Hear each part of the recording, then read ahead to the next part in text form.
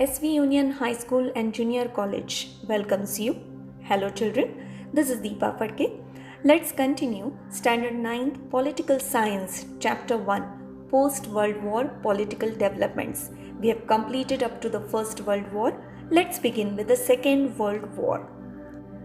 After the end of the First World War, all the countries they felt that they should have such an organization which could prevent war, and thinking that only there was an establishment of the League of Nations, but it failed to avoid war, and naturally the whole world had to face the Second World War.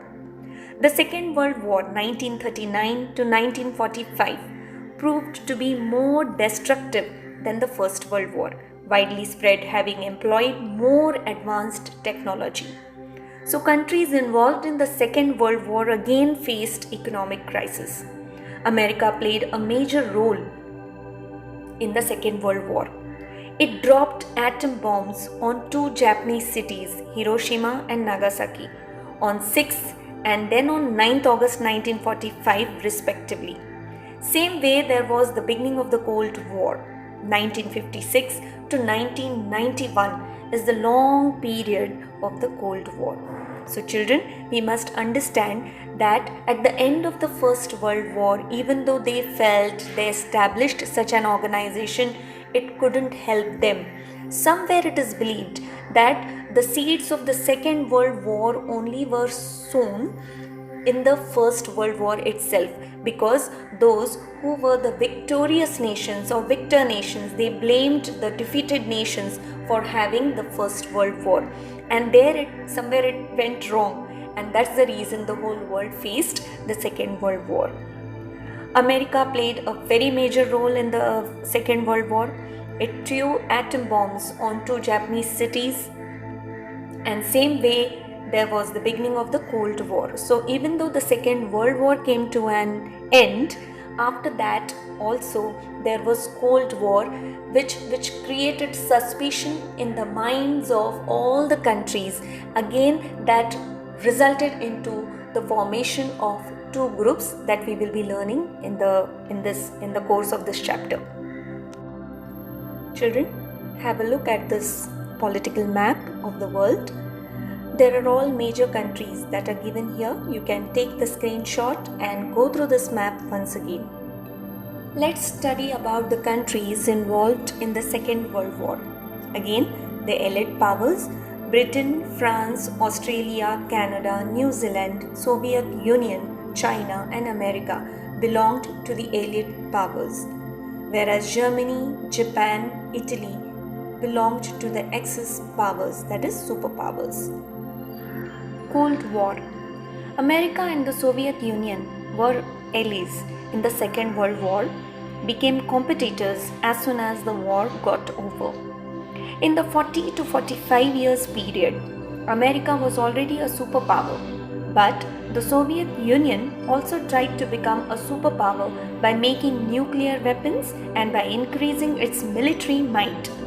The struggle for power, arms race, differences in ideologies, attitude of checkmating each other by strategies and counter strategies gave rise to the Cold War. So children, during the Second World War, America and Soviet Union, Russia were allies, were friendly to each other. They were friends during the war, and as soon as the Second World War got over, they became competitors to each other. And it took almost 40 to 45 years that America had already been a superpower. Soviet Union also went on to the same footsteps, proving its supremacy by making nuclear weapons and by increasing its military might. Both became the competitors to each other.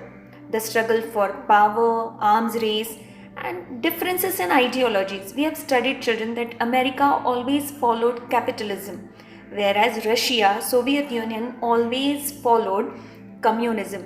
So both were totally different in their ideologies. Attitude of checkmating each other, continuously suspicious about each other, and that way their strategies and counter strategies also had been, definitely it gave rise to the Cold War.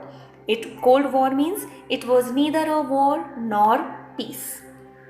Creation of military organizations.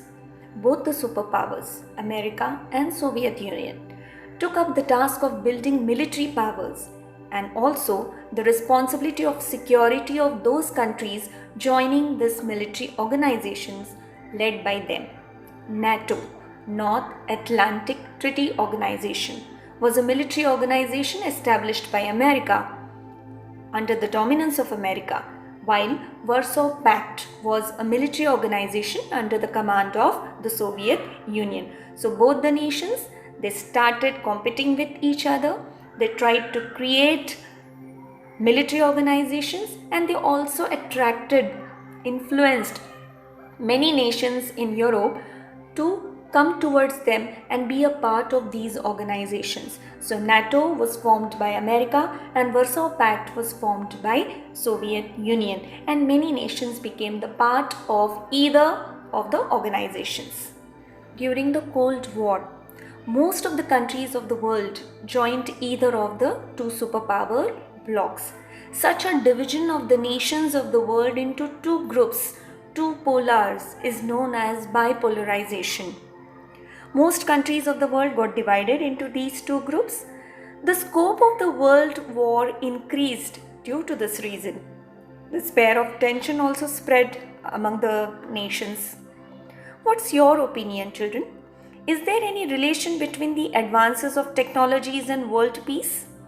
How can technology be used for human welfare? Find out more details about the Cuban Missile Crisis during the times of the Cold War.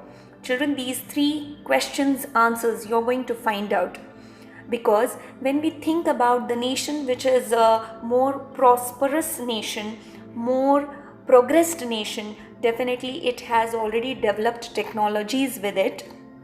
So there are no limitations to its ambition. So is there any relation between the advances of these technologies and the world peace? Second question, how can technology be used for human welfare? How can we find out constructive use of this technology? And third thing, children, you're going to find out more details about the Cuban Missile Crisis, which took place in 1962 during the times of the Cold War. Do you know, children, what kind of relations were there between these two nations, America and Soviet Russia? There was extreme differences in their ideologies.